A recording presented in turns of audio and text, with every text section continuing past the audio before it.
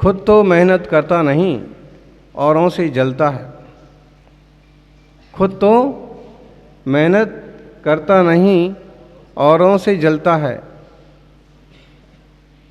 कैसे होगी तरक्की जब आदमी नकली चाल चलता है? कैसे होगी तरक्की जब आदमी नकली चाल चलता है?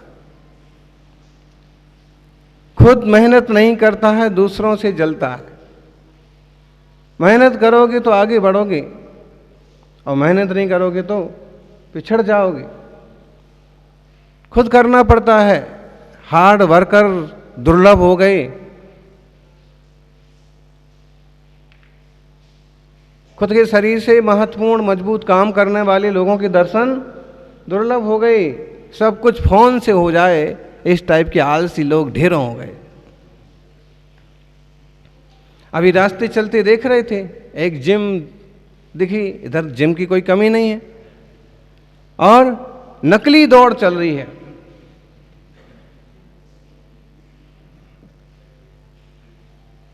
खुद मेहनत करता नहीं, औरों से जलता है। और कैसे होगी तरक्की तेरी जब नकली चाल चलता है? नकली चाल चलेगा तो मंजिल तक कैसे पहुंचेगा? उसी मशीन पर खड़ा है और पांव चला रहा है, बस मशीन घूमती जा रही है, पहुंच कहीं नहीं रहा। घरी ऐसे नकली काम करने से अच्छा है इतना ऑफिस के लिए चला जा, इतना मंदिर के लिए चला जा। इतने बड़े जयपुर में त्रिलोक जी जैसे 2-4 आदमी होंगे जो रोज शहर से चूलगिरी के दर्शन को जाते। बोले सन्मति सागर जी गुरुदेव जब यहाँ पधारे थे तो उन्होंने कहा कि रोज दर्शन किया करो। तो बोले हमने कहा आशीर्वाद दो, और पीछे लगाई तो 75-70 पार होने के बाद भी रोज। कितने हो गए? 75 पार हो गए, 70 पार हो गए ना? बताइए। फिर भी 5-7 किलोमीटर चल के और 11 मिनट में पूरी ऊपर की चढ़ाई करना। इसका मतलब है, और जवानों को समझना चाहिए कि अगर शरीर को चलाते रहोगे तो 70 के बाद भी चलता रहेगा, और नहीं चलाओगे तो 70 के बाद बिस्तर पर जाना पड़ता। और चलाना कैसे? बाग में भटक रहे हैं, नकली दौड़ रहे हैं, जिम में उठा पटक कर रहे हैं, उससे अच्छा है कि मंदिर की तरफ दौड़ लगाओ। 9, 27, 108 परिक्रमा लगाओ, चूलगिरी की 1000 सीढ़ियाँ चढ़ जाओ। श्री जी का अभिषेक करने के लिए खुद पानी कुएं से कलश में भर करके खींच करके लाओ, और खुद सारी तैयारी करो। स्वस्थ रहोगे, प्रसन्न रहोगे, और शुभोपयोग बना रहेगा। बिना मेहनत के कुछ नहीं होता है। आज जितना प्रसिद्ध श्री महावीर जी है, पदमपुरा है, तिजारा है, राजस्थान के तीर्थों में बिजौलिया है, और हैं 2-4 तीर्थ, उतना ही प्रसिद्ध चूलगिरी भी। और आचार्य श्री देशभूषण जी ने इसकी स्थापना की, प्रेरणा दी। खंडा का परिवार ने उनकी सेवा में बहुत बड़ी भूमिका निभाई। और आप देखिए, जब उनका यहाँ चतुर्मास था, कब? जयपुर चतुर्मास जब उनका था, और जब इसका नवनिर्माण कार्य चालू हुआ था, तो शहर के दीवान जी के मंदिर से आहार करने के बाद चूलगिरी का पहाड़ बिना सीढ़ी के चढ़ जाते थे, और दिन भर यहाँ साधना करना, मार्गदर्शन करना, और उसके बाद शाम को वापस दीवान जी के मंदिर, माने 5-7 किलोमीटर वापस पहुँचा। ये भी एक साधना है। पद विहार सामान्य नहीं है, सरल नहीं है। आज देखिए, नेतागिरी झाड़ने वाले ढेरों मिल जाएंगे, युवक संघ बनाने वाले, संस्थाएं बनाने वाले ढेरों मिल जाएंगे, और मंच खड़ा हुआ तो फोटो खिंचवाने के लिए। लेकिन जब पद विहार की बात आती है तो टाइम फिस। चलें भी, अगर 5-25 जने साथ में चलें भी तो धीरे धीरे 25 से 20 रह जाएंगे, 20 से 10 रह जाएंगे, पहुंचते पहुंचते 10 में से, और जैसे आप जहां पहुंचना वहां गेट पर पहुंचोगे तो वापस 25 बन जाएंगे, सब गाड़ियों से पहुंच जाएंगे, वहां तुम प्रकट हो जाएंगे तुरंत। तो ये पद विहार भी एक कठिन साधना है। मुनियों का एक एक गुण बहुत महत्वपूर्ण है, और श्रावकों के लिए सौभाग्य की बात है कि उन्हें उनके साथ पद विहार करने का अवसर मिलता है। राजस्थान में जयपुर के आसपास इससे ऊंची चोटी तो शायद दूसरी कोई नहीं है, और चोटी के लोगों ने चोटी पर भगवान के मंदिर बनाने का एक अच्छा सौभाग्य प्राप्त किया है। निश्चित रूप से देवशास्त्र गुरु की भक्ति से ही जीव का कल्याण होता है, आत्मा का उद्धार होता है। यहाँ पर श्री जी पार्श्वनाथ भगवान का मंदिर और नेमिनाथ और महावीर स्वामी के छोटे छोटे लेकिन अत्यंत सुंदर मंदिर है ना, कि अगर कोई व्यक्ति देखे तो देखता ही रह जाए। और पीछे महावीर स्वामी की 24 फुट जितनी बड़ी प्रतिमा, नीचे से नापने का, नीचे से वेदी सहित, चूंकि भगवान की ऊंचाई तो वहां पर 21-21 होगी, लेकिन नीचे से गिनो तो 24वें तीर्थंकर 24 फुट जितनी ऊंचाई की गणना हो जाएगी। तो बहुत मनोज्ञ आकर्षित इन प्रतिमा, खास प्रशस्त प्रांगण और वातावरण, पास में ही संघी जी की नसिया, राणा जी की नसिया, निषादिका के लिए नसिया बोला करते थे। महाराष्ट्र में निषद्या, निषादिका, निषेधिका ऐसे शब्दों का भी प्रयोग होता है। और वसधि, मंदिर के लिए वसही, वसधि, कर्नाटक में वसही शब्द का प्रयोग होता है, और बस्ती का भी, वसधि का भी। तो वहाँ पर भी जैसे उदगांव कुंजवन जो है वो मूलतः मंदिर नहीं है, वो मूलतः नसिया या निषादिका है। वहाँ समाधियाँ हुआ करती थी, 500 साल पुराने भी शिलालेख वहाँ मिलते हैं, और वहाँ अंकलिकर महाराज तप करते थे। आप देखिए, वो तब करते थे तप, फिर उनके शिष्य महावीर कीर्ति करते थे तप, फिर योग संयोग बना के उनके भी शिष्य सन्मति सागर जी गुरुदेव ने भी वहाँ किया महान तप। और आज आप देखिए कि वो भूमि कितनी ज़्यादा प्रसिद्ध हो गई, वो कितनी ज़्यादा निखर गई, कितनी बड़ी अनंत वीर भगवान की प्रतिमा विराजमान हो गई। मतलब है कि तपस्वी यहाँ का, जहाँ तपस्वी तप करते हैं, आज नहीं तो कल वह स्थान तीर्थ के रूप में प्रसिद्ध हो जाता है, जैसे कि चोलगिरी। खूब लोग दर्शन को आते हैं, क्योंकि कुछ प्रचार में भी कमी रह जाती है और कुछ लोगों का जुड़ाव में कमी रह जाती है। अगर जयपुर से ही लोग इस टाइप से सोच बनाएं कि इधर उधर भटकने की बजाय जो अपने आसपास तीर्थ हैं, हफ्ते में कम से कम एक बार उनकी यात्रा की जाए, महीने में एक पदयात्रा निकाली जाए, कौन से दूर हैं। और इस तरह से कोई भी कार्यक्रम होते हैं वो श्री जी के चरणों में जाकर के तीर्थों पर और सात्विक रूप से संपन्न किए जाएं। जितना ज़्यादा प्रभु से और गुरु से जुड़ाव रहेगा, जीवन उतनी ही ऊंचाइयां हासिल करेगा। नहीं तो आश्रवबंध का मार्ग तो निरंतर जारी है। देख लीजिए आप, कोई मतलब नहीं है, वो जिम में वो मशीन पर खड़े हैं, दौड़ रहे हैं, कहाँ पहुँच रहे बताइए, कहाँ पहुँच रहे। वो जीवन की असलियत है कि आदमी दौड़ता तो बहुत है, पहुँचता कहीं नहीं। रियल सड़क पर अगर चलते तो हो सकता है कि किसी मंदिर तक पहुँच जाते, किसी के सहयोग के लिए पहुँच जाते, किसी पद विहार में पहुँच जाते,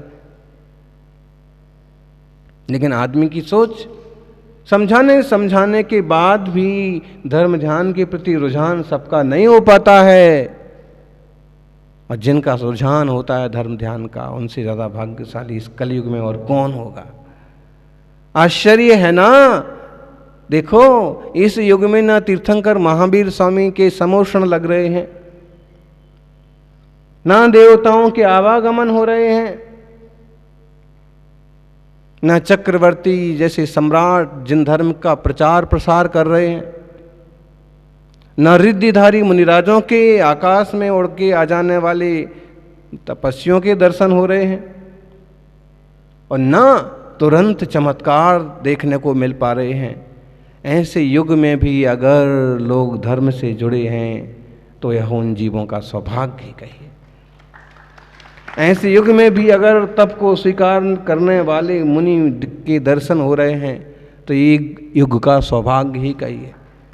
कौन करने को तैयार है? बोले कहाँ दिख रहा है इसका फल? मैंने विधान किया है, मैं विधान कर रहा हूँ, और इसमें लिखा है कि विधान करने से ये हो जाता है, सब सिद्धि की प्राप्ति हो जाती है, ये सुख मिल जाते हैं, दुख मिट जाते हैं। कहाँ होता हुआ दिख रहा है? माने ऐसे युग में कि जब तुरंत और योग्य फल नहीं प्राप्त हो पाते हैं, फिर भी श्रद्धा बनी रहे, जुड़ा रहे, वह एक जीवन का सौभाग्य ही है। वास्तव में जिन भगवान अत्यंत वंदनीय पूजनीय हैं, और जन ही जिन बनता है, लेकिन जिन और जन में बड़ा अंतर है। जिन और जन में बड़ा अंतर है। एक वैभव के ऊपर बैठा है, दूसरे के ऊपर वैभव बैठा है ना? प्रसिद्ध है ये। एक वैभव के ऊपर बैठे हैं। समोषण से बड़ा वैभव क्या होगा? लोग फिजूल में इतराने लगते हैं। एक बढ़िया सी गाड़ी आ गई तो यूं इतरा के उतरेंगे, इतरा के बैठेंगे, थोड़ी देर गेट पकड़ के खड़े रहेंगे ताकि लोग देख लेवें कि इनकी गाड़ी है। गैर जरूरी भी गेट पर अड़ा देंगे, बीच में खड़ी कर देंगे, हैं? 10-5 लोग टोकें, कहें कि आगे चलो पीछे सरको, तो उसमें अच्छा आपकी गाड़ी है। मतलब अगर जरा सा भी पा लेते हैं तो उसमें यूं दिखावा करते, यूं इतराते हैं। लेकिन दुनिया में सबसे बड़ा वैभव किसने पाया? सबसे बड़ा वैभवशाली कौन है? जिनका समोषण ही सोने का है, रत्नों का है। कुबेर खुद जिसकी रचना करता है, कई किलोमीटर में जिनकी धर्म सभा फैली हुई है, और उस स्वर्ण के कमलों के ऊपर चलना होता है, सिंहासन सोने का, और उस पर भी आकाश में बिना उसको स्पर्श किए 4 अंगुलों पर विराजते हैं। तीर्थंकर से ज़्यादा वैभव किसका होगा? जिन वह है जो वैभव के ऊपर बैठा है, और जन वह है जिसके ऊपर वैभव बैठा है। वैभव बैठा है तभी तो इतरा रहा है। अगर उसे पता हो कि देखो सब कुछ पाने के बाद भी कैसे निर्लिप्त रहते हैं प्रभु, वैसे ही मुझे भी निर्लिप्त रहना चाहिए, तो जन भी जिन बनने की यात्रा शुरू कर देता। जन से ही तो जिन बनते हैं। और एक बात है कि जिनने प्रभु के प्रति श्रद्धा हृदय में पैदा की, उनका समर्पण बढ़ता है, और समर्पण सम्यक दर्शन तक लेकर के जाता है। भेद विज्ञान, आत्मज्ञान की शुरुआत देवशास्त्र गुरु की श्रद्धा से होती है, आराधना से होती है। भक्ति गंगा की लहर हृदय के भीतर प्रवाहित होती है, और वह हृदय में बहने वाली भक्ति की गंगा एक दिन सागर बन जाती है, और इंसान सादा मनुष्य से, सादा श्रावक से कोई सागर बन जाता है। अपन हृदय की गहराई में जिन शासन की सेवा भक्ति के बीज रूपें आजीविका के साधन बहुत उपलब्ध हो गए। बहुत लोग हैं कि जिनका जीवन सुनिश्चित हो गया है, आजीविका मिल गई है, घर बन गया है, परिवार भी सेटल हो गया है। अब तो कम से कम इतनी बुद्धिमानी की जाए कि जो कुछ भी समय निकले वो केवल धर्म ध्यान के लिए अर्पित किया जाए। इतने सब कुछ सेटल होने के बाद ना लोग फिजूल के काम करने लगते हैं कि अब घूमने जाएंगे, अब बियर बार में बैठेंगे, गलत संगति करेंगे, समृद्धि हो गई, रुपया आ रहा है खूब, कुछ तो उपयोग होना चाहिए। जबकि तो ये नुकसान के काम है। आत्मा का नुकसान हो वैसा कोई कदम नहीं उठाना, आत्मा का कल्याण हो वैसे कदम उठाना, वैसे रास्ते चलना, जीवों की रक्षा करना। अरे भाई हम तो पानी भी छान के पीने वाले लोगों में से हैं, फिर कहीं जीवों का घात पात हो ऐसे काम धंधे क्यों करेंगे। आचार विचार की शुद्धि बहुत आवश्यक है और हर हाल में आगे बढ़िए, हर हाल में धर्म ध्यान करिए, भीड़ मत देखिए। अब कल देखें तो 5,000 10,000 लोग इकट्ठे हो गए, आज देखें तो 150 लोग भी इकट्ठे नहीं हुए, तो क्या करना? धर्म ध्यान छोड़ देना, अपना कर्तव्य छोड़ देना, अपना प्रवचन अपना स्वाध्याय छोड़ देना, अपनी साधना छोड़ देना, ऐसा करना, अपनी पूजा छोड़ देना। आज कोई नहीं आया वैसे हम अकेले क्या करेंगे, कोई नहीं विधान में अकेले क्या विधान करेंगे। यानी भीड़ को मत देखिए, भाव को देखिए, अपने भाव को देखो, अपने भाव अपने निर्मल रखना और आप आगे बढ़ते जाएंगे तो आपके साथ कुछ ना कुछ लोग आगे बढ़ते जाएंगे, जुड़ते जाएंगे और जिन धर्म की मंगलमय विचारधारा निरंतर वर्धमान होगी, सबका कल्याण होगा। आज अपन सभी एक संकल्प करें, जो लोग जुड़े हैं वो तो जुड़े ही हैं, जुड़ना ही चाहिए, लेकिन एक संकल्प हो कि कम से कम महीने में एक दिन यहाँ पर पार्श्वनाथ भगवान के चरणों में पार्श्वनाथ विधान संपन्न किया जाए। जैसे आज हो रहा है ऐसे कोई भी रविवार को या कोई भी प्रशस्त तिथि में एक दिन इकट्ठे हों और पार्श्वनाथ भगवान की मंगल आराधना हो, पार्श्वनाथ भगवान की आराधना हो। और अगर दूसरा विधान करना है तो महावीर भगवान के चरणों में जाकर के वहाँ महावीर भगवान का विधान करें, खुद जुड़ें और लोगों को जोड़ें। सबका मंगल हो, सबका उत्तम हो, यही भावना। जय बोलिए 24 तीर्थंकर भगवान की।